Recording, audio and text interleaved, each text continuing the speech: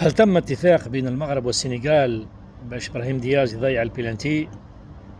هذا الكل قاعد يتقال اليوم في عدة مواقع وفي عدة أماكن أنه صار اتفاق بين المغرب والسنغال، وكان شرط رجوع لاعبي السنغال على أساس أنه البلنتي ما مش باش يماركيها، مش باش يسجلها المنتخب المغربي، وبالتالي هذا هو شرط. هذا كله كلام مش صحيح، والناس قاعدة تمشي وراء إشاعات ما عندها حتى أساس من الصحة.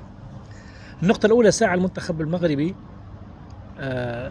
بالفرنسية نقولوا ان جور سون، ويعرفوها اللاعبين والمدربين ايش معناها ان جور سون. معناها تجي في نهار وبلغة الكرة ما حبتكش.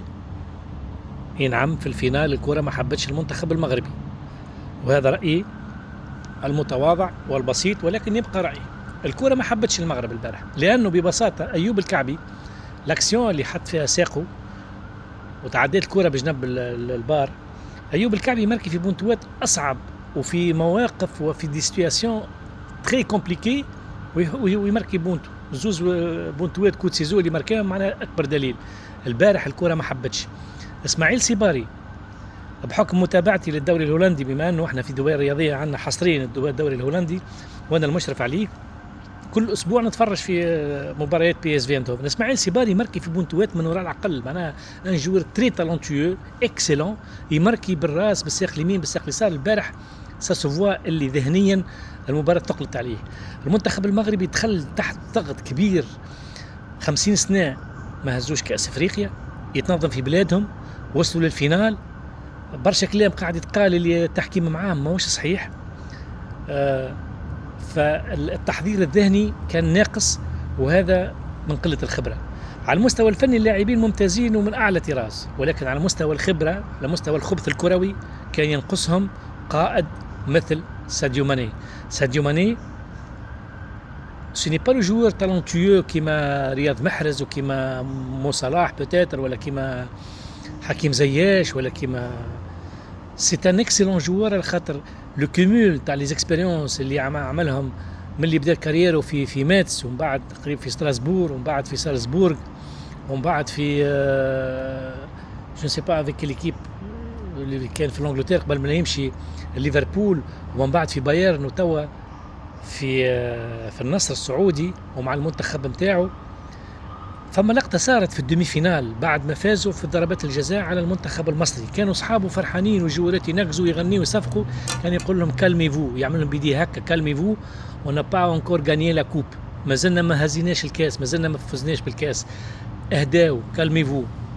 البارح ياخذ الانيسياتيف بعد ما تدخل كلود لوروا، وبعد ما الحاج ضيوف درا شنو اللي قال له.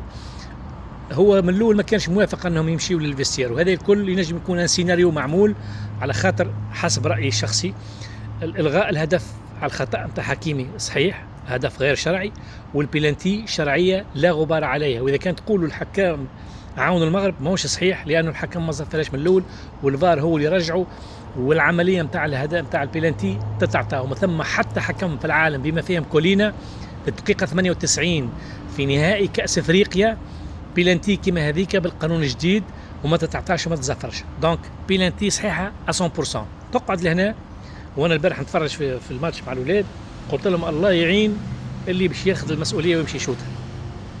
برشا يقول لك لا، ابراهيم دياز اعطاها كادو لادوارد ميندي على خاطر ثم اتفاق. ما هو صحيح، لانه ما ثماش اتفاق مع لقب قاري بعد 50 سنه تستنى فيه المغرب كلها، 40 مليون مغربي يستناوا في اللقب هذايا، بحضور معناها جماهير غفيرة، بحضور مسؤولين من أعلى طراز في الدولة، بحضور الفيفا والكاف والناس الكل والصحافة العالمية.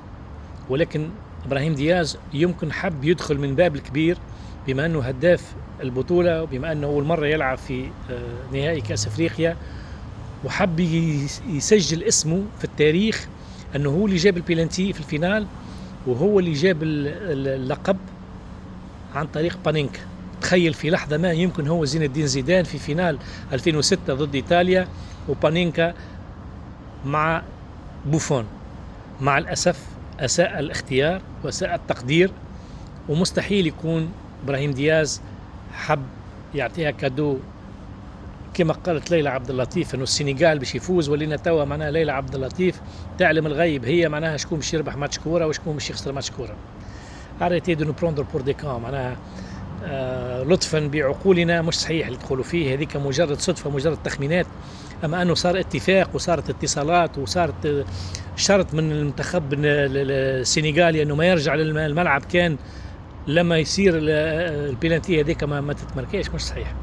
هاي نفرضوا سيدي ما تمركتش البيلانتي وماركت المغرب بونت واحد اخر، دونك سانا با دو سونس اللي دخل هذا الكل. ولذا المنتخب المغربي كان ينقصوا البارح قائد على الميدان، كان ينقصوا شخص عنده قيمة وخبرة ساديو ماني، كان ينقصوا قائد اللي يعرف وقتاش يفيق. حكيمي مازال طري وتولد في الأوروب وعاش بعقلية الأوروب، ما يعرفش الخبط نتاع الكروي نتاع الأفارقة ونتاع العرب، وهذاك علاش البارح المغرب خرج بجانب الحدث. شيء مؤلم، وأقول رفقا بأشقائنا المغاربة، فما برشا ناس شمتت في الخسارة، عيب وحرام، ما هم إلا أخواتنا، ونجحوا على كل المستويات، على مستوى التنظيم، على مستوى البنية التحتية، على مستوى يعني ليفل عالمي بالنسبة للكأس أفريقيا هذه. لم يتوج باللقب، خسارة كبيرة موجعة، لازم نحط رواحنا في بلاصتهم. هارد لك، نتمنى لهم التوفيق في المرة القادمة.